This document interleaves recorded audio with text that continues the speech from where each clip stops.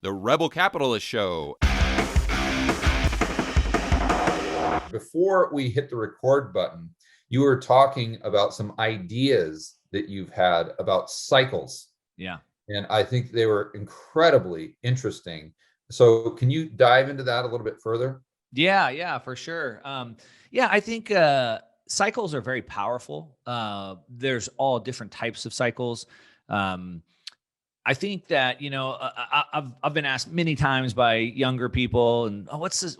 What's the rules for success, and how do you find Yeah, balance? How right. do you find balance? And I believe that life is about living out of balance. You seek balance, but you're out of balance at different times. So we kind of have these seasons.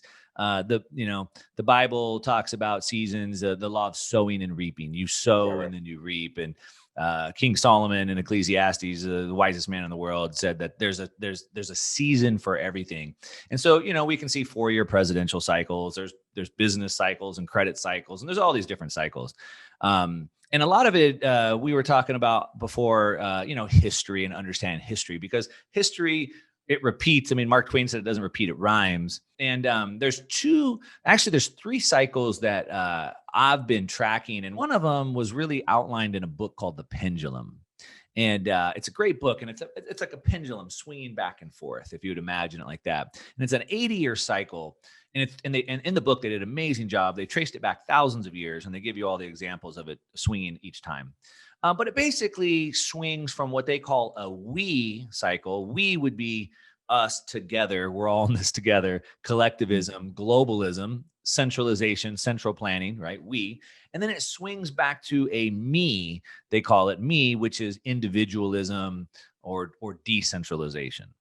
And again, you can trace this back thousands of years. I'm not going to go back thousands of years, but the last time we were at the peak me was, I think, 1941, 44, in that area, which, if anyone knows anything about history, that was the end of World War II.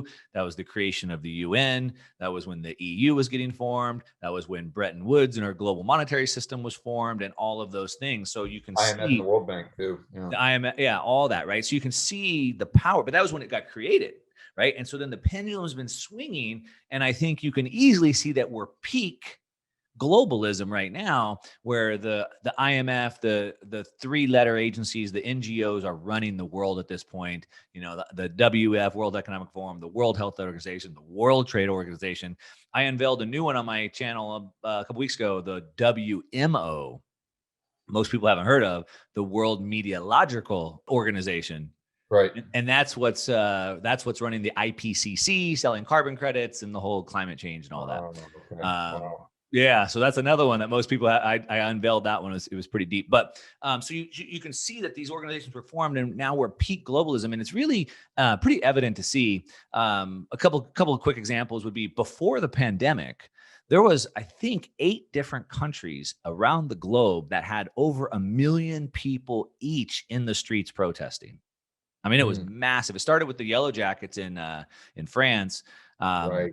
But then it was all over the world: Lebanon and Argentina, Hong Kong. Chile, didn't it? Chile. Remember? Yeah, I think Chile, right? So there's like 8 different countries, 1 million people each protesting. Other examples would be, Brexit, right? Brexit's trying to leave the EU, and Donald Trump was definitely a symptom or a sign of that, right? Rejecting the establishment. And so we're at peak globalism right now, and it's time, as history tells us, for that pendulum to start swinging back, rejecting rejecting centralization. So that's one cycle. The next cycle is a 90-year cycle, and it's been highlighted in the book, the fourth turning. Right.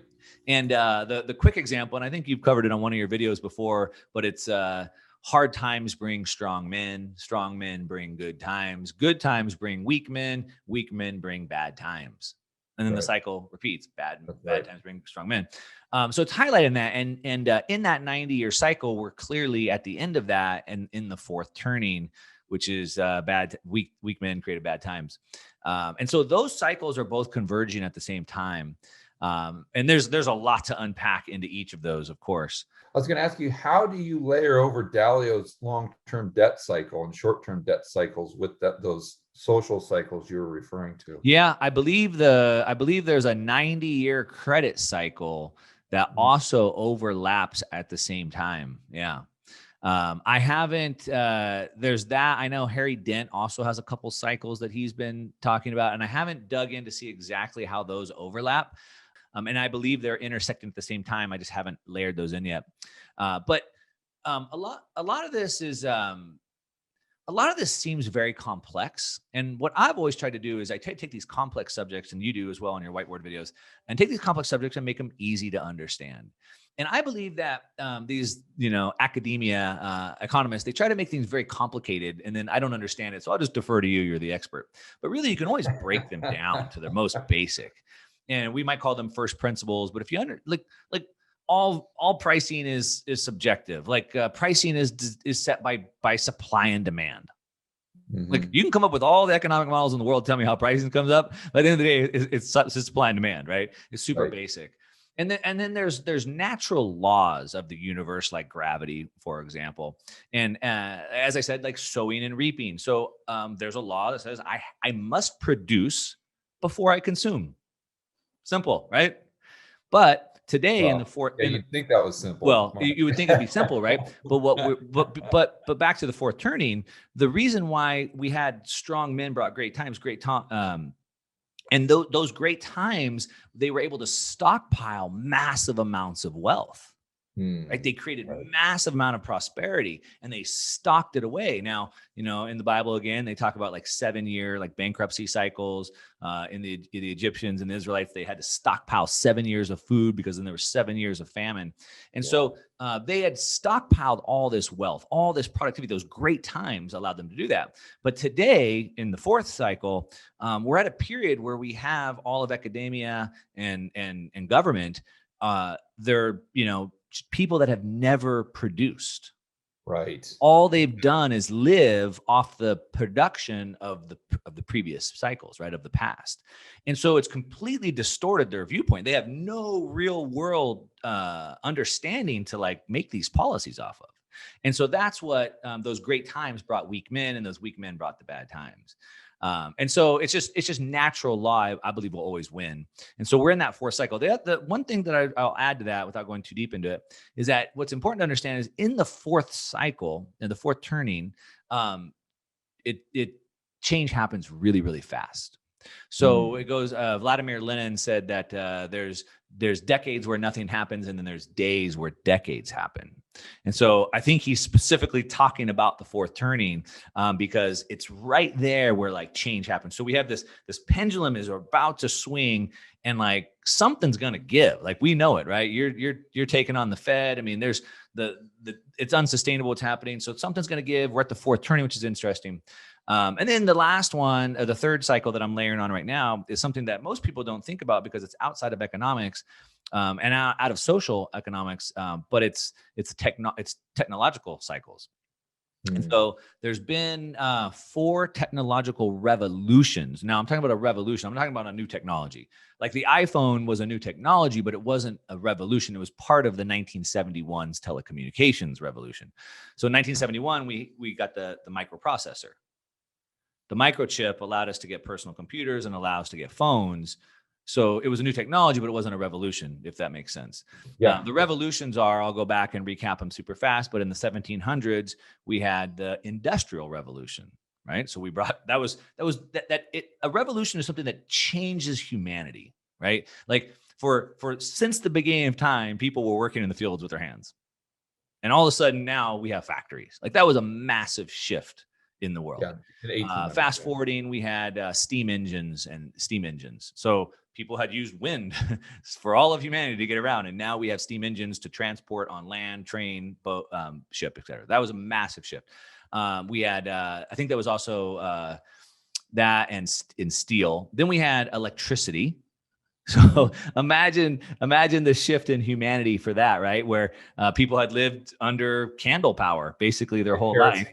Yeah, that's right. And then all of a sudden they had that. 1750, the Industrial Revolution. 1800 was the steam engine, then steel. So steel was also another big thing. Steel, by having that hard material, it allowed us to build giant buildings, build giant bridges, all these things. So it was steam engines and steel. 1850 was electricity, right? So that was obviously massive. People lived in darkness forever, and all of a sudden we have electricity.